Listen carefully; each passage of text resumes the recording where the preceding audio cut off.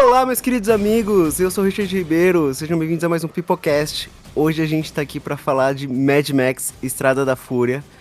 Mas primeiramente, hoje eu tô aqui com minha querida Marina, E aí? com meu grande amigo Lucas Frazão.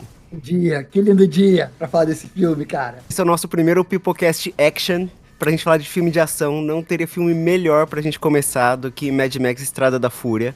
Ou só Estrada da Fúria, que eu prefiro chamar ele só de Fury Road, porque é mais fácil, porque é um nome muito grande. Um filme que eu vejo com muita frequência. Vi no cinema, vi várias vezes, já devo ter visto ele pelo menos umas 10 vezes assim, então.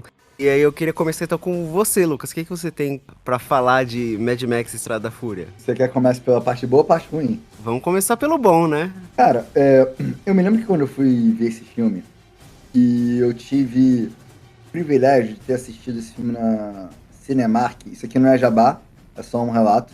E eu assisti numa sala chamada, numa cadeira especial da Cinemark, que é Full Emotion, alguma coisa assim na época. É uma cadeira que se mexe e vibra de acordo com a ação do filme. Era no Cinemark que tinha perto da onde eu estudava, na minha faculdade.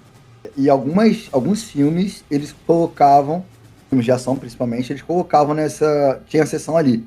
Era um pouco mais caro, obviamente, mas dependendo do filme, realmente era uma experiência interessante. E mesmo que você ficasse enjoado de alguma coisa, você podia controlar, regular a vibração, a movimentação, assim. Se fosse um filme 4D, uma sala 4D. E eu vi esse filme, assim, eu já conhecia a franquia Mad Max, eu já sabia o que se tratava Mad Max, mas eu não sabia do que se tratava o projeto Estrada da Fúria. Eu não sabia, pra mim, talvez achei que era um remake. Eu não vi trailer na época nem nada, e eu achei que talvez fosse um remake do filme, do primeiro. Eu imaginei que fosse um remake dos filmes antigos, não uma nova aventura, não no sentido de continuação, mas uma nova perspectiva sobre aquele mundo, aquela mitologia, quase, podemos colocar dessa forma, que aborda Mad Max, aquele universo de Mad Max, pós-apocalíptico e tudo mais. E eu fui ver com assim tudo. Eu me lembro que eu saí da sala de cinema falando assim, cara, o que eu acabei de ver? Ele é um filme que, ao mesmo tempo que ele é muito simples na proposta dele, simples. Ele é muito, bate, assim, nos primeiros 10 minutos de filme você já entende perfeitamente sobre o que se trata o filme e sobre qual é o mote do filme, o que vai ser o filme. Um filme de perseguição, tem personagem A fugindo do personagem B. Você já entende rapidamente o que é o filme. Na minha opinião, me deixa bem claro. Isso eu acho já um ponto muito positivo do filme. Porque ele é um filme que ele não precisa te enrolar para chegar no que se trata de fato. Ele não perde tempo. Isso é muito bom nesse filme. E eu me lembro, cara, que ele é um filme, se você for analisar bem os diálogos, assim, os espaçamentos entre diálogos, tem às vezes sequências assim grandes sem nenhum diálogo. Em que Quase 20 minutos às vezes, cara. eu acho isso interessante, que ele é um filme e ele segue muito bem aquele famoso conceito do cinema que é show me, don't tell. Me mostre sobre o que é, não me fale sobre o que é. Porque ele é um filme que ele fala muito pouco sobre ele.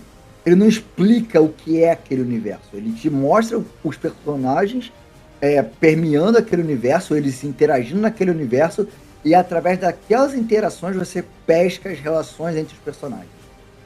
Você consegue entender como eles funcionam na dinâmica, né? Daquele mundo e daquela aventura. Quem é quem faz o quê, qual é a importância, qual é a relevância desse personagem, qual é a relevância daquele personagem. Você consegue ver isso através das relações dos personagens, mas nenhum deles não tem nenhuma fala do tipo assim, eu sou um viajante solitário que busca vingança, não sei o quê. Ou uma pessoa, um terceiro falando, o Immortal Joe, ele chegou em terras desoladas, ele chegou como qualquer... Ninguém explica o que é o Immortal Joe. Você entende o que ele é pelo que ele faz, como ele se apresenta em cena, né? E isso, cara, pra mim é o maior forte desse filme. Ele é um filme que você consegue entender ele perfeitamente, sem ter uma fala expositiva, sem ter uma fala... Não que falas positivas sejam ruins. Às vezes, dependendo do filme, faz sentido, né? Eu gosto sempre de dar o exemplo do Harry Potter. O Harry Potter era um bruxo e chegou num lugar e ele não sabia de nada. Então, quando os personagens estão explicando pra ele como personagem orelha, ele também tá explicando pra gente, ok? Não tem isso nesse filme, mas não precisa ter. É um filme que todo o design de produção, todos os efeitos, eles não precisam ter explicações. O filme não precisa te explicar a porra de um guitarrista maluco tocando guitarra e saindo fogo. Não precisa. É maneiro demais ver isso na tela. Exatamente. Esse filme, ele tem coisas que tipo, não tem explicação. Por que tá aqui? Porque é legal. Exato. Tem coisas que você entende, mas ao mesmo tempo que não tem uma explicação, faz sentido dentro da loucura que aqueles personagens vivem. Porque os personagens ali, incluindo o Mad Max, o nome dele é Mad Max, não é à toa, são malucos, são pirados. É um mundo tão distópico, tão distorcido, que não tem um personagem são. Até os que parecem ser são, não são. A Furiosa não é. A Furiosa também é meio porra louca. Ninguém é são. Eu acho que se o Tom tivesse aqui, talvez ele seria o momento dele fazer o monólogo sobre a questão da falta de água, porque a falta de água faz a gente ter problemas psicológicos, se não me engano, assim. Pode ser, eu não tô nem querendo entrar na parte científica porque eu não sou o Dr. Tom, não tenho um jaleco de médico pra isso. Mas só que eu acho que o interessante desse filme é isso. Ele é um filme que se propõe a te mostrar as coisas, sem te explicar quase nada, e você sai do filme entendendo tudo. Eu entendi todo o filme, qual foi o dilema dos personagens, o que eles estavam passando, o que cada um queria, porque as suas motivações, nada é por acaso, nada é de graça. Isso que eu acho legal. Todas as cenas, as motivações desses personagens fazem sentido, pra mim, pelo menos, dentro daquela relação. Mesmo que sejam, porra, como assim o cara um maluco que fica usando água para controlar aquelas pessoas e fica tirando leite da teta daquelas mulheres e o cara... É uma maluquice. Os caras ficam venerando um volante como se fosse um deus e pinta aquilo ali. Mas dentro daquela loucura, dentro do sentido daquela mitologia, daquela loucura, faz sentido. Não faz sentido pra gente, porque a gente vive num mundo civilizado. Mas aquele mundo, aquilo faz sentido. É quase que a gente estivesse acompanhando uma história sobre tribos. É uma coisa bem tribal, bem carniceiros, assim, uma coisa bem... O filme é tão tribal que ele traz tambor o tempo todo, cara. É primitivo, assim, pra te lembrar disso mesmo. É uma coisa primitiva, são instintos primitivos. Os personagens, eles são bastante primitivos. Eles é quase como se fossem homens das cavernas, vamos botar assim. Então... Eles não conversam, eles grunhem grande parte do filme. Muitas vezes. Então, inclusive o Tom Hardy, né? É o homem que gosta de estar grunhindo, né? Esse é ele em qualquer papel. Exatamente. Acho que é por isso que chamaram ele. Precisa de um cara que sabe grunhir. Aí, beleza. Só que eu acho que esse é meu ponto positivo do filme, o maior ponto entre vários, produção. Nem vou falar, nesse detalhe pode entrar com mais afinco, mas o meu ponto é um filme que sabe dizer exatamente o que ele quer, sem dizer. Só mostrando, só fazendo os personagens agirem na tela e você entendendo suas motivações. Esse filme, ele é uma experiência por si só. Então, não gosto de cinema, não gosto de filme de ação. Cara, não interessa, assim. Por exemplo, a minha perspectiva, eu vi esse filme no cinema. Até hoje, a minha melhor experiência numa sala de cinema. Eu fui ver no Cinemark também. Fui depois da faculdade, alguma coisa assim, no meio de semana, e tava só eu na sessão. Assim. Eu não sabia nada de Mad Max, não sabia sobre o que se tratava, sabe? Não sabia de lore, não sabia nada. Sabia o quê? Era mundo pós-apocalíptico e tinha uns carros legais. Ok, não tem nada pra fazer hoje, vou ver esse filme. Me vendeu.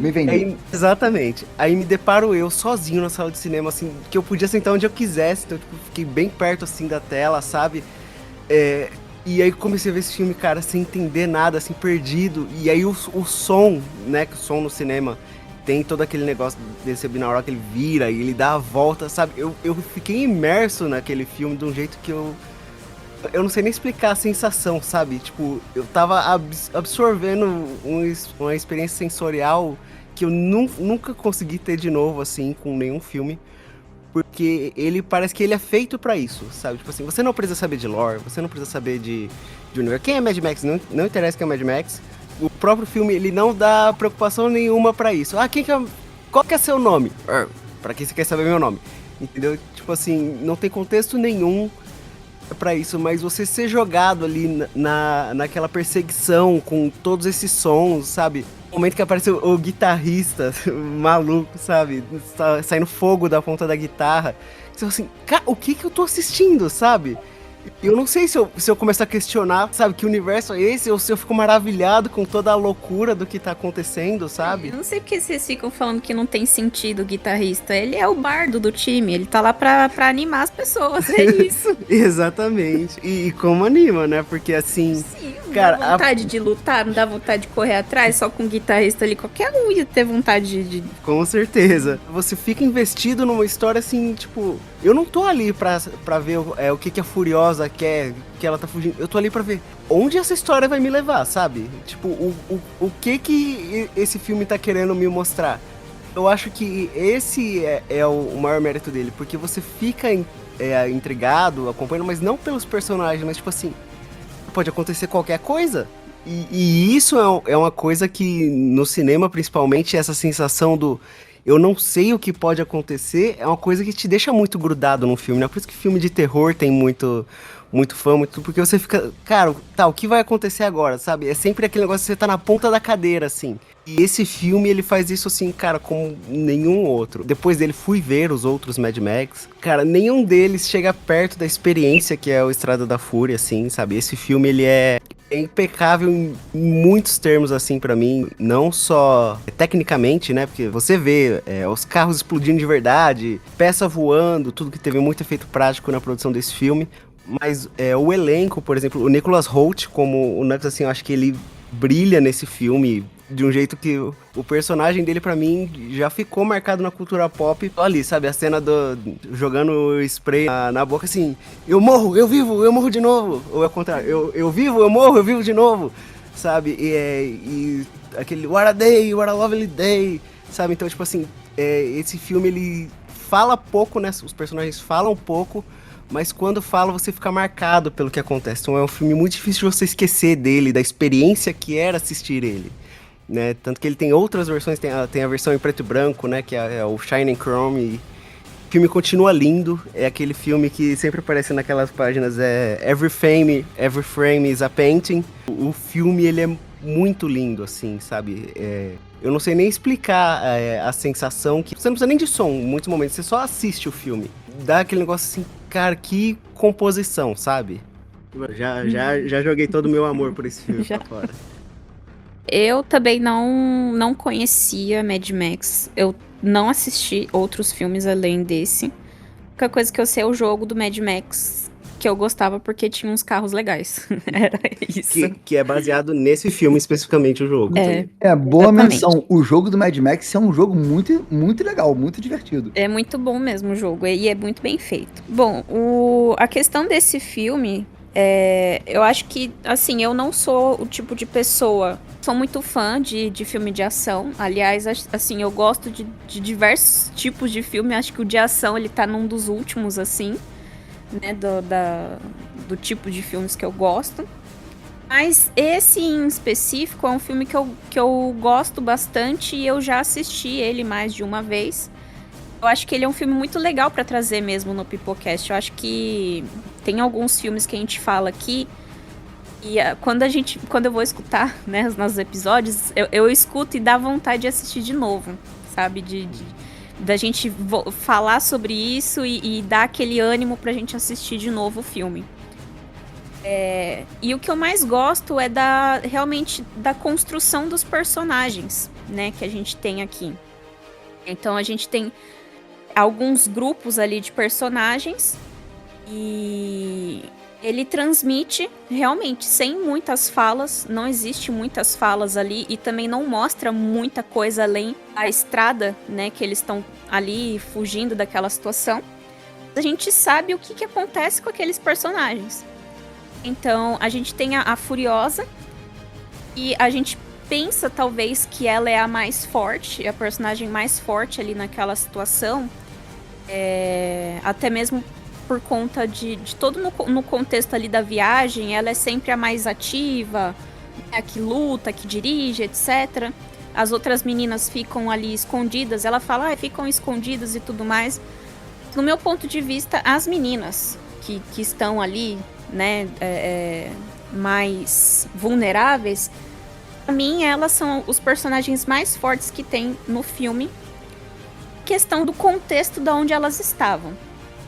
Então, são detalhes ali que aparecem no filme e aí você percebe o que elas estavam passando, né?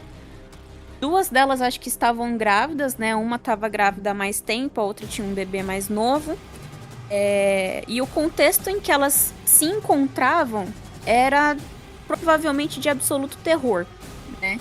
E por conta disso existe a motivação da Furiosa de tirar elas dali, né? Então a Furiosa tem essa noção, tem a consciência do que elas estavam passando.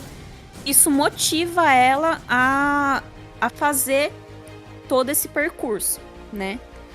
Então, tem algumas cenas ali que eu gosto bastante. A cena em que elas estacionam, né, o caminhão e elas vão tirar o cinto de castidade que elas estavam. Aí uma delas chega a chutar o cinto. Então, você já imagina a partir dali. A gente não vê cena nenhuma do que acontece com elas. A gente só vê onde que elas ficaram. E aí tinha as pichações ali na parede e tudo mais. E só. Então, assim, a gente não precisa saber o que aconteceu com elas. A gente já tem uma noção. E outro personagem também é o Nux? Que é o do spray. Isso. Ele também é um personagem muito interessante porque a gente vê a consciência dele mudando durante o filme, né? Então ele começa ali como um personagem fervoroso ali, devoto ao líder dele lá. E aí, conforme vai passando ali os momentos em que ele quase morre, né? Que acho que ele joga spray na boca dele umas 3 vezes.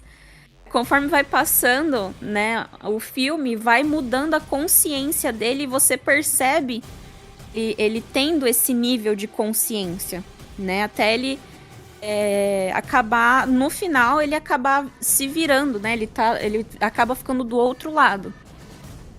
Enfim, acho que da minha parte, assim, do filme, isso é o que eu mais gosto da construção dos personagens. Apesar de não ter muitas falas, não ter uma explicação nem nada, acho que isso já, por si só, já transforma em personagens que não são rasos, são bem profundos. E eu gosto disso, eu admiro bastante isso, tanto em livro como filme e tudo mais. Eu acho que esse é o que eu mais gosto, sabe, de personagens interessantes. E acho que eu concordo também com o Lucas de que o personagem principal aqui, ele não é tão principal assim. Acho que a lista de diálogos dele deve ter tido uma folha só, que a maior parte do filme ele fica quieto, né? Uhum. Outra coisa também é com relação à conclusão da história. Eu achei muito interessante quando eu tava assistindo o filme, que assim, elas fazem todo um percurso pra ir atrás de uma terra prometida. Como é que chama? É Monte Verde? As planícies alguma verdes. Coisa verde. Alguma coisa assim. Enfim. E a gente fica o tempo todo no filme com esperança por elas. Até chegar lá no destino em que elas encontram lá as senhoras e tudo mais. E aí existe essa quebra, né? Tipo, não existe mais. Tá destruído também. Né? Então, é isso, não tem pra onde ir. Né? E aí você vê o grito que a Furiosa dá e tudo mais, e aí você vê, tipo, como a personagem, toda uma esperança ali que ela colocou, provavelmente de anos da vida dela, pra conseguir chegar nessa situação quebrada. E aí tem 2 caminhos, ou você continuar, né, dirigindo, rodando ali em busca de algum lugar, ou fazer o quê? Tá. Exatamente. Eu acho que essa parte, assim, do filme também é muito legal, porque não existe... É realmente uma filosofia. Não existe um lugar prometido. Não existe o destino perfeito. É você que faz. Ou você volta lá, luta e pega o que é seu por direito, ou você, enfim, luta pra ter o que você quer, ou você não vai ter. Não adianta você ficar correndo atrás e esperar que o negócio vai cair na tua mão, porque não vai, entendeu? Você tem que ter força, lutar lá e roubar o que é teu. Isso também traz uma força muito grande pros personagens, né? Então, eu gostei bastante dessa história. Mas da minha parte, acho que é isso. Sim, falando dos personagens, é uma coisa que eu gosto muito desse filme, é que ele trabalha os personagens com poucas coisas. Então, por exemplo, no personagem do Nux. Você não sabe muito sobre ele, você sabe que ele é um cara que tava ferrado ali, tava precisando de sangue. E ele é um motorista, então assim, não, eu vou dirigir o meu carro, não interessa o que esteja acontecendo, sabe? E ele é um garoto meia-vida, todo filme ele vai construindo pra você entender o que são esses meia-vidas, né? Que são os Kami Crazes. Um soldado. Mas aí ele dá todo o contexto que, por exemplo, eles são meia-vida porque eles já nasceram nesse mundo pós-guerra, ou pós qualquer coisa do tipo assim, que eles têm tumores, tanto que ele tem os 2 tumores que é os amigos dele, que tem tatuado carinha aqui do lado. E eu falo assim, se eles não me matarem, outra coisa vai matar. São personagens que você vai criando na sua cabeça a história deles, sabe? Tipo, não tem muito contexto do pra onde veio ou pra onde vai.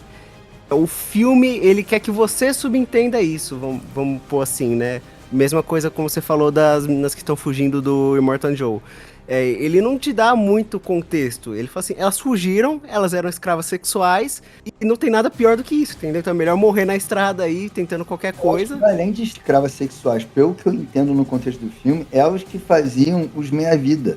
Elas literalmente são uma fábrica de soldado. Pelo menos foi isso que eu entendi. Eu entendo que elas, no caso, que eram o tesouro dele, elas eram mais pra fazer... Ele tentando fazer um filho perfeito, né? Que ele tem 2 filhos defeituosos no filme e tal.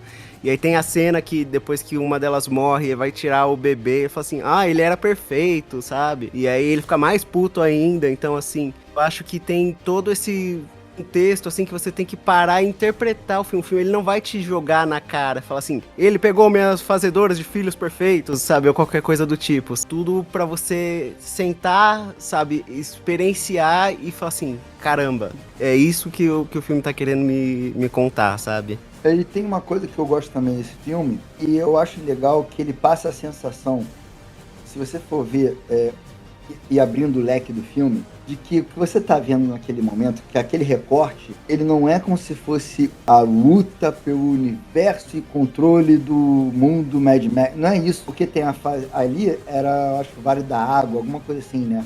Aí tem a Vila Gasolina e a Fazenda da Bala. Se você parar para pensar, a gente está vendo um pequeno recorte daquela loucura daquele mundo. Aquilo que está acontecendo é como se você passasse a sensação de que aquilo que está acontecendo não está mudando o destino do mundo, está mudando o destino daquelas pessoas, mas aquele mundo é muito vasto. Então, sempre passa a sensação de que talvez estejam tendo outros Mad Max por aí, causando cometendo atrocidades, loucuras em outros lugares. É como se quase que o filme convidasse de que, cara, o que você tá vendo é uma história, mas esse mundo tá cheio de histórias acontecendo que você não tá vendo, você só consegue imaginar. Tanto que foi feito recentemente o spin-off, né, da Furiosa, eu não cheguei a ver, mas o filme abre esse leque de poder criar esses spin-offs ou fazer uma continuação, até mesmo sem o Mad Max, como foi esse o caso, porque ele consegue te dar uma sensação de mundo vasto, ao mesmo tempo que ele só está te mostrando aquele micro.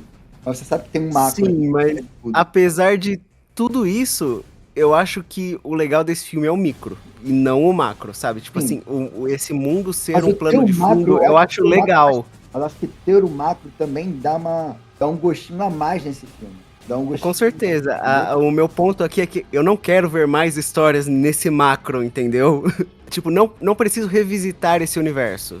Esse filme por si só ele entrega o ápice do que esse universo pode entregar pra gente, vamos pôr assim. Igual, por exemplo, saiu Furiosa. Eu fiquei assim, eu não sei se eu quero ver esse filme, sabe? Porque já tá tudo tão bem estabelecido. Eu pensei isso exatamente da mesma forma.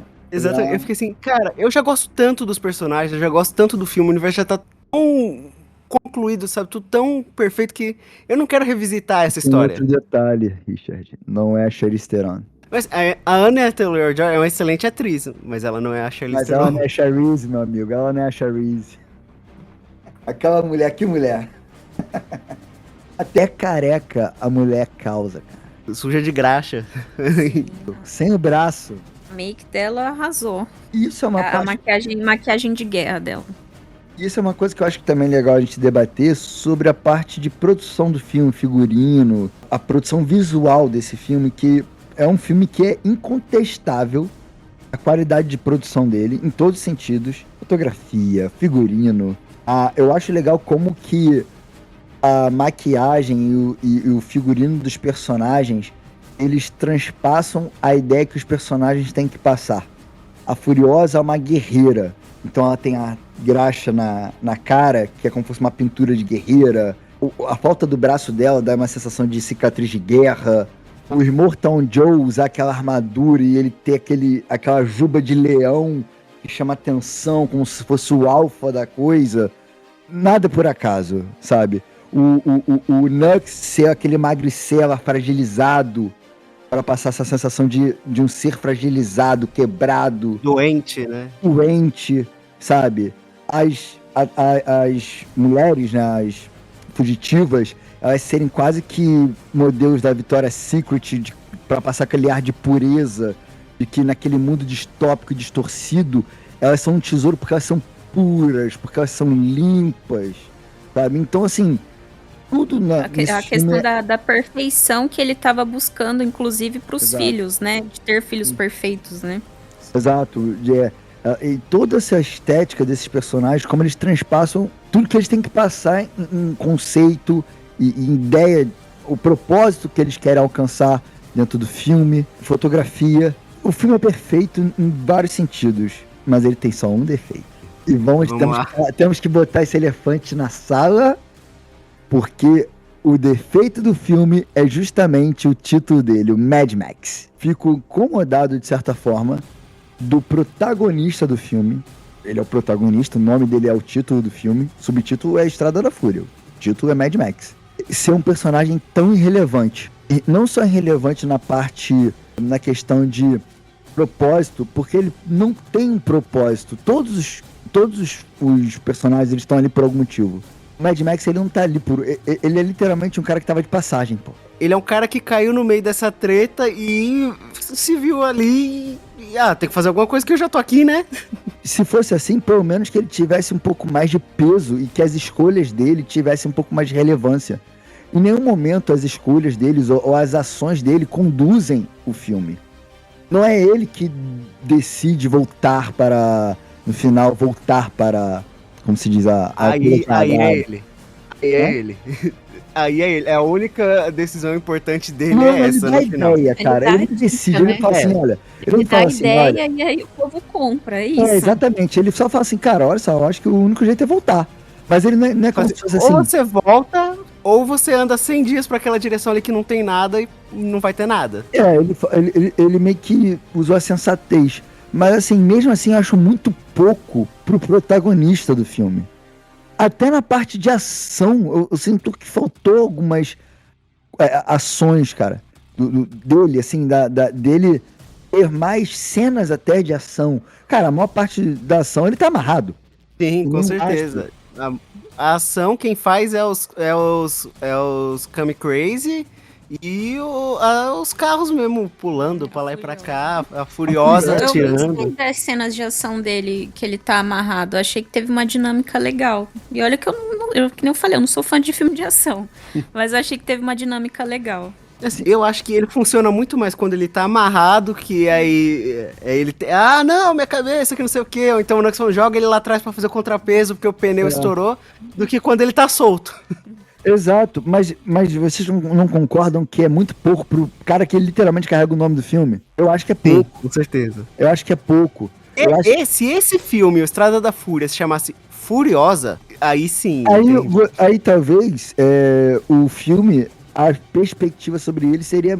Você aceitaria mais. Só que pra mim o que me incomoda é justamente isso. Eu acho que eu não gostei da escolha do Tom Hardy, nem é uma crítica ao Tom Hardy em si, porque eu acho que o Mad Max, se você pegar, por exemplo, os antigos, o Mel Gibson... Cara, o Mel Gibson é um cara que tem presença.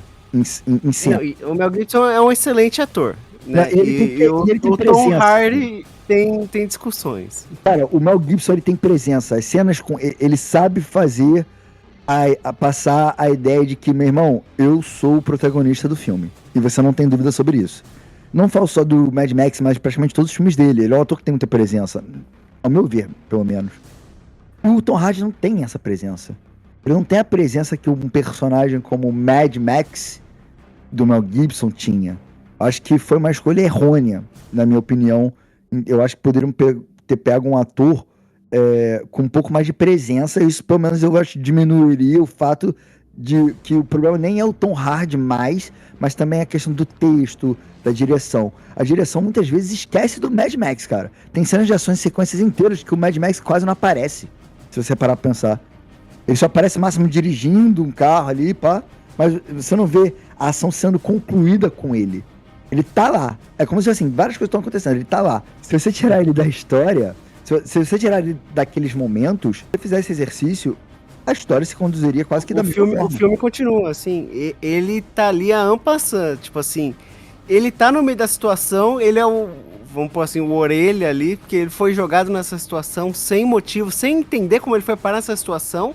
Exato. E a gente tá vendo essa história por conta disso, entendeu? É quase como se representasse a gente mesmo, que tá presenciando a história, né? Basicamente. Exatamente. Assim, por exemplo, como eu assisti esse filme a primeira vez sem saber nada de Mad Max.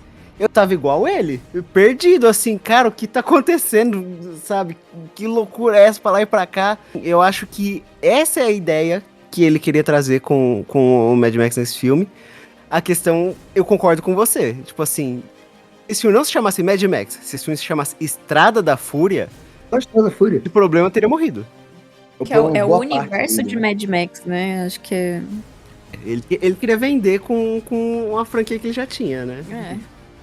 Sim, mas esse filme, ele é muito maior que a franquia Mad Max, pra mim, ao meu ver, assim. Sim, isso é verdade mesmo, porque eu acho que eu nem sequer tinha ouvido falar de Mad Max, até sair esse filme, aí muita gente falou, se não me engano, ele foi indicado ao Oscar em algumas categorias lá, né? Eu só não lembro quais... Mad Max, ele ganhou... Eu lembro que eu assisti o Oscar. No ano que ele concorreu ao Oscar, ele ganhou, se não me engano, 6 ou 7 Oscars, tudo técnico, tipo, melhor... produção, direção, porque tecnicamente ele é um filme absurdo.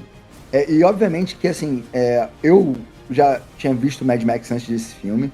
É uma mitologia que eu acho interessante, principalmente o segundo filme, né? O Mad Max 2, pra quem não viu, recomendo muito, porque eu acho um baita de um filme. É que, assim, existe o Mad Max 1 e depois Mad Max, porque o Mad Max 1 não tem nada a ver com o resto, né? O George Miller, ele falou que o primeiro filme, a ideia do primeiro filme um filme era de baixíssimo orçamento na época, acho que custou, à época, $300 mil, $400 mil.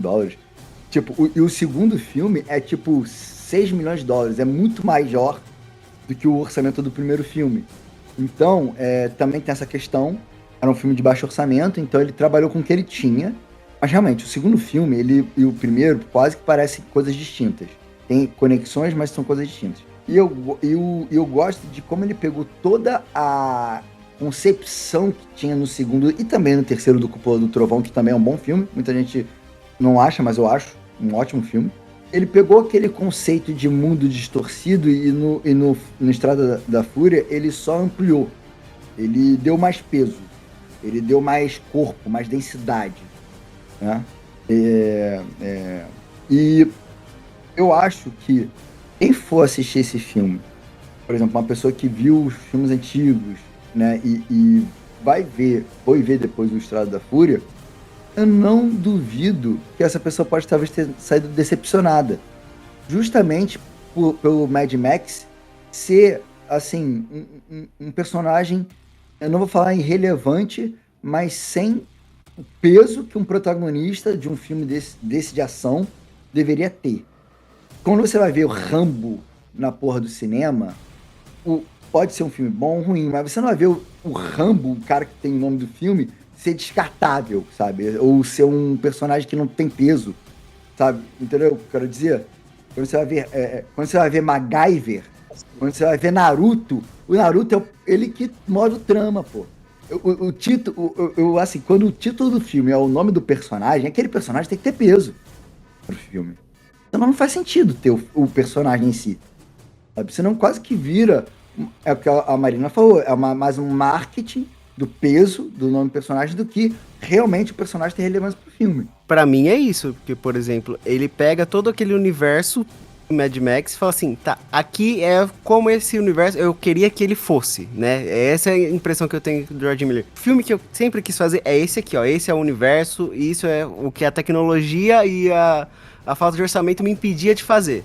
Tá aqui, esse é o universo de Mad Max. Eu não quero mais falar sobre o Mad Max. O Mad Max, ele não tem mais o peso que tinha quando eu tava idealizando esse universo, entendeu? O Mel Gibson tá muito velho. Exatamente. Então, tipo assim, Já eu não parou posso que jogar o Mel nome Gibson fora. Falam que isso é verdade, tá? Não sei se é verdade, mas já muitos falam que, a princípio, o Mel Gibson, o ator, ele ia fazer o Immortal Joe como uma homenagem, enfim, coisa. Só que não sei porquê, acabou não dando. Mas a Que eu ideia sei era... desse filme, né? Que eu já fui ver muita coisa, já vi documentário, já vi entrevista do George Miller. Ele queria fazer esse filme muito tempo lá atrás, só que ele sentia que a tecnologia não deixava ele fazer esse filme. Tanto que tem storyboard do filme da época que é o Mel Gibson que faz, o Mad Max, tudo. Porque quando ele falou assim, tá, esse filme é possível, o Mel Gibson não era mais possível. Vamos pôr assim. Ele falou assim, eu vou executar esse filme, porque esse filme pra mim é a minha obra-prima, assim, sabe? Tanto que ele fala, várias entrevistas do George Miller, fala assim, eu já entreguei a minha obra-prima, que é esse filme. O nome Mad Max é mais pra trazer daquele universo, tipo assim, é aquele universo, entendeu? Evoluído, mas não necessariamente é uma história sobre o Mad Max. Não, tô de acordo. Mas mesmo assim é uma coisa ruim. Sim, é um erro. Mas vamos lá. O George Miller vai lançar um filme chamado Estrada da Fúria. E aí, tipo assim, ok. Aí o George Miller vai lançar um novo Mad Max. Aí o pessoal, um Mad Max. Te faço até uma pergunta pra você e pra Marina. A gente falou aqui do Tom Hardy, que talvez ele não tenha sido a melhor escolha. Na opinião de vocês, que ator vocês acham que encaixaria o melhor para fazer o Mad Max no filme? É difícil. Cara, eu não consigo pensar em ninguém. Porque assim, eu não acho Tom Hardy bom. Mas ele cumpre o seu papel ali. Mas um ator de hoje que tem a presença do Mel Gibson, cara, é difícil. Keanu Reeves.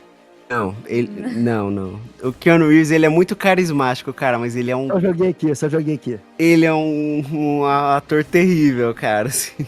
Ele funciona no John Wick, porque o John Wick não precisa de expressões faciais, cara. O Mad Max sei, precisa? um ator bom. O Mad Max Nicolas precisa? Cage. O Nicolas Cage seria uma coisa. Se o Nicolas Cage é o Mad Max, o Mad no trailer, no título do filme, estaria tipo assim, Caps Rock gigantesco e o Max pequenininho. Ele é muito cara. Cara, sabe o Nicolas Cage, ele consegue fazer um Mad Max, com certeza. Sabe um ator que eu acho que eu confio no ator porque eu acho que ele é um ótimo ator? O Matthew McConaughey. Cara, que o Matthew McConaughey, ele tem muito cara de bom moço. O Mad Max não pode ter cara de bom moço. Já viu ele em Lobo de Wall Street? Ele tá loucaço lá. Que assim, fala o Matthew McConaughey, eu imagino ele em Interstellar chorando, entendeu? Como é que eu vou pensar que esse cara é o Mad Max? Richard, pensei agora. Você vai, pesca comigo, vem comigo, abraça comigo. Adam Sandler. Eu achando que você ia ser sério, cara. Esse é o episódio que é rasgar seda pro filme, basicamente. E é um filme bem pipoca, assim, eu acho que apesar de ter todo esse subtexto que a gente falou, né, é um filme de ação muito pipoca. Você pode desligar o cérebro e ver carro explodindo e peça voando e você vai se deliciar com isso assim, lindamente, cara. É quase um Pacific Rim, só que o Pacific Rim é um negócio mais nichado, vamos pôr assim. O Pacific Rim é legal, pô, é legal um robô gigante batendo um kaiju com um cargueiro. E esse é mais mainstream, é carro explodindo e peça voando, sabe? Apesar de ter um subtexto muito interessante no sentido de... tem vários... Tipo, é uma crítica à questão do controle de recursos, de como recursos essenciais na mão de poucos podem fazer as pessoas serem alucinadas. Essa coisa de seguir cultos, né? A gente tá vivendo um momento bem delicado, não quero citar muito sobre isso. Essa coisa de ficar seguindo cegamente líderes, né, de abraçar líderes malucos que falam que estão ali por você, na verdade estão só te usando como massa de manobra. A gente pode falar de toda a parte até política que existe no filme, só que eu acho que o filme ele bota isso mais como uma camada de densidade do que realmente ser o grosso. Porque o grosso do filme é a ação, é a história desenfreada, é a maluquice que é o É a filme. perseguição, cara. É aquele barulho na sua ouvido o tempo todo. Tan, tan, tan, tan, tan, tan, tan, tan, tan. Pra mim, eu acho que é o visual, é satisfatório. Eu gosto. Até os vilões, assim, sabe? Tipo, é muito bem feito. Sim, Os sim. visuais, a estética, as feridas, a maquiagem, as roupas, os carros também, que tá meio que destruído. Sim, e os carros são 3 carros soldados, um em cima do outro, assim, ele vai ficando Isso. mais alto. Eu acho que são visuais, a estética, assim, eu acho que é agradável, sabe, de olhar, de assistir. Você fica vendo os detalhezinhos das Isso. coisas, sabe? Inclusive, o personagem que eu mais gostei de ver em cena, que eu acho que é por causa da presença dele, foi justamente o vilão, o Immortal Joe. Um personagem fantástico. Fantástico, cara. É um vilão muito bem feito. Muito maneiro. Porque ele, Sim. ao mesmo tempo que ele tem aquele ar clássico de vilão, sabe assim, vilãozão, ele quer pegar as mulheres e usar as mulheres, sabe? Não fica naquela... Sim. Não cai nesse papo que muitos filmes hoje em dia, que na minha opinião é um defeito, e que é tentar humanizar o vilão. Veja bem o lado do vilão. Ele é assim. Às vezes o vilão só é mal porque ele é mal. Porra, Não, mas tão e não só difícil. ele, também tem acho que é o canibal, né? Tem o canibal também. As meninas até falou, o canibal veio junto, que é um gordão lá. Sei, sei. Ele acho que é da Bullet Farm, se não me engano. Não é? Não, da Bullet Farm é o cara que depois fica cego, ele amarra É um cego. pano nos olhos e ele fala assim, eu sou a balança da justiça, e sai atirando. Isso, É esse muito é foda. outro também. Assim, porque justamente eu acho que aquela ideia de que, cara, por que o seu vilão pode ser simplesmente um grande de um filho da puta? E ao invés de ficar, tenta entender o lado do vilão. Cara, eu já tô muito cansado dessa amaciar, sabe? Olha o Coringa, ele é mau, mas o mundo fez ele assim. Vai pra porra. É uma vítima da sociedade. Para, cara. Existem pessoas que são ruins porque são ruins, cara. Eu acho que dentro de um contexto, às vezes, você pode até tentar entender, assim, o cara, é um contexto de sobrevivência, é um contexto de pirar um pouco, pirar um pouco, farinha pouca, meu pirão primeiro, lembrei. É aquela coisa de, dane-se você, obviamente, nada garante que a Furiosa vai ser uma líder mais justa ou melhor do que ele, depois que ela chegou ali. Isso que é uma coisa que também deixa aberto no filme, que eu acho muito interessante, porque ela... chega lá, tá todo mundo lá embaixo se fudendo e ela só tá subindo. Só ela e os manos dela e a galera lá embaixo precisando de água continua lá. O que garante de que ela vai ser uma líder tão boa ou mais justa do que o Immortal Joe? O que garante que com o tempo ela vai percebendo que os recursos estão acabando? Agora tem que começar a fechar a torre. Cara, isso que é uma coisa que é legal nesse filme. Porque embora tenha... claramente você sabe quem é o vilão e quem é o mocinho, ao mesmo tempo ele deixa sempre aquele ar aberto de assim... será que é uma questão de vilão e mocinho? Será que o Immortal Joe faz isso, mas como obviamente um controle de poder, mas ao mesmo tempo ele sabe que é recurso limitado e ele só tá fazendo isso obviamente por uma questão de sobrevivência? No lugar dele você faria diferente? Sabe, isso que mas isso é muito sutil, tá lá, mas isso é muito sutil e eu gosto dessa coisa do vilão pomposo. Eu gosto do vilão que é brega e pomposo, que sabe que é... sabe que ele sabe que ele é mau. Ele olha assim, ó, pros caras aí, daquele zoom assim na câmera. Ele se mostra ele se coloca maior do que ele realmente é. Ele é um homem, como qualquer outro, mas não, ele é o Immortal Joe, ele é imortal. Sabe? Os caras olham pra ele como um deus. E ele sabe, todo mundo, a gente sabe que a gente tá vendo no filme que ele não é um deus, que ele não é um ser, mas ele... todo aquele rito e bota a armadura dele, ele usa aquela máscara, ele tem aquele cabelo a lá Tina Turner dos anos 80 ali pra cima.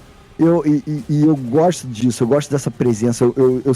Eu sinto falta, principalmente no cinema atual, de vilões que abracem a sua vilania, a sua presença e falam assim, eu sou mal mesmo e foda-se você. E essa palmolência dos vilões. Existe um certo poder, assim, né? Quando existe um vilão que é muito bom, Aquele vilão em que ele coloca a vontade dele acima de tudo. Foda-se os demais. Não interessa. Eu quero que elas voltem aqui, façam o que eu tô mandando e eu vou fazer o que tiver que fazer pra conseguir o que eu quero. Porque o que eu quero é o que tá acima de tudo e todos. Sim. E isso é uma coisa que traz muito poder dentro acho que qualquer contexto, dependendo da situação, né? Sim, não, tanto que tem uma hora que o cara fala assim, a gente já gastou não sei quantos cartuchos de bala, não sei quantos litros de gasolina, você vai continuar com essa perseguição? Sim. E ele olha assim, feio, o cara, tá, vamos continuar. Então, eu acho que isso é uma coisa que traz poder e mesmo que seja uma ideia má, né, é maldade pura, mas é algo que a gente gosta de ver porque traz, acho que é uma questão de autoestima, sabe? Uma questão de, tipo, não, a minha ideia vai ficar acima mesmo, sabe? Tipo, aquela questão meio que do ego, que é uma coisa legal mesmo. Espero que, não sei, que no futuro a gente tenha um pouco mais disso. Eu sinto que o cinema de hoje em dia tá muito nessa, assim, não queria entrar muito nessa lenga-lenga, mas essa coisa do politicamente correto, todo mundo tem que se amar, todo mundo tem que se gostar, e às vezes eu sinto que o cinema hoje em dia tá muito Nutella, e no sentido de que tem medo de criar personagens que realmente são grandes filhas da puta, sabe assim? Você gosta de vilões que são grandes filhas da puta, que se foda, que o que importa é o que eu quero. Vai ver Superman, cara. Sério. Não, sério, cara, assim. Eu vou ver. Não, o Nicholas Hoult, pra mim, ele conseguiu ser o Lex Luthor definitivo. O melhor, assim. Pra mim, até hoje, o melhor Lex Luthor era o Michael Rosenbaum do Smallville. Nenhum Lex Luthor chegava perto dele, cara. Ele era foda. Cara, o Nicholas Hoult superou muito, assim. Exato. Eu acho que a minha conclusão final é de que é um filmão da porra. É um filme que, por usar muitos efeitos práticos, ele ainda é muito atual. Em nenhum momento você vê o filme hoje e fala assim, isso tá datado. Não, ele é um filme que... Se não existisse esse filme e ele lançasse esse ano, ele ainda seria um filme bem feito e atual, sabe? Isso é... Eu acho que daqui 10 anos esse filme ainda vai continuar atual. Tipo assim, do CGI e tudo, porque ele não depende tanto do CGI. Muitas cenas que você fala assim, cara, isso aqui não tem como ser um CGI. A quantidade de essas que você vê voando de um carro, assim, o jeito que o carro rasga, fala assim, cara, isso realmente foi um carro rasgando. Você já pesquisou os bastidores desse filme, cara? Como foi feito esse ano e tal? Cara, é absurdo. É absurdo. A produção desse filme é absurda, cara. É algo que é até difícil você imaginar como eles pegaram recursos pra fazer, sabe assim? Não, é legal você ver tudo que deu errado, pô. Os caras filmando no deserto da Austrália, começou a chover, começou a ficar tudo verde no deserto. Um filmão da porra. É um filme que eu considero, não vou colocar como o melhor filme de ação que eu já vi, mas com certeza eu acho que filmes de ação, de carro, de perseguição, com certeza é o melhor. Tá no top 3 maiores filmes de ação de todos os tempos pra mim. Assim, com certeza tá no top 3. Tem alguns filmes que eu gosto um pouco mais pelo conceito, né? Talvez um dia a gente traga aqui. Terminador do Futuro 2. Terminador do Futuro 2, enfim, nem vou falar aqui dos que eu gosto mais como filme de ação, não tô falando como filme no geral, mas quando se diz a parte de ação do filme, mas mesmo assim, cara, é um filme muito bom, muito bom. Quem tá nos assistindo que não viu, porque a gente conseguiu fazer um episódio sem dar muito spoiler, né? É isso que eu achei interessante. Eu não falo muito da história, né? E a gente vai dar spoiler do que também, né, cara? Exatamente, porque assim, cara, a hora que aquele carro explodiu, nossa, ali foi foda, hein? A história dele é muito simples. A história dele você literalmente explica na sinapse no filme, assim. É um filme que ele mais mostra a dinâmica dos personagens e como ele lida com as situações, as circunstâncias, do que a história sobre, sei lá, no final você descobriu que o Mad Max era filho de Immortal Joe. Não é sobre isso o filme, cara. Não é sobre grandes revelações ou grandes mensagens. O filme não é sobre isso, ele nem se propõe a ser. Mas mesmo assim é um filmão da porra, acho um filme muito atualizado. E é do tipo do filme que com certeza eu vou me pegar me vendo, assim, vou ver ele mais vezes. Ele é muito fácil de reassistir, né? Ele é um filme que você pode ser daqui Você assiste, passa um tempo, você quer assistir de novo, passa um tempo, você quer assistir de novo. E é isso, cara. Eu tenho 10 de 10 pra mim esse filme, 10 de 10.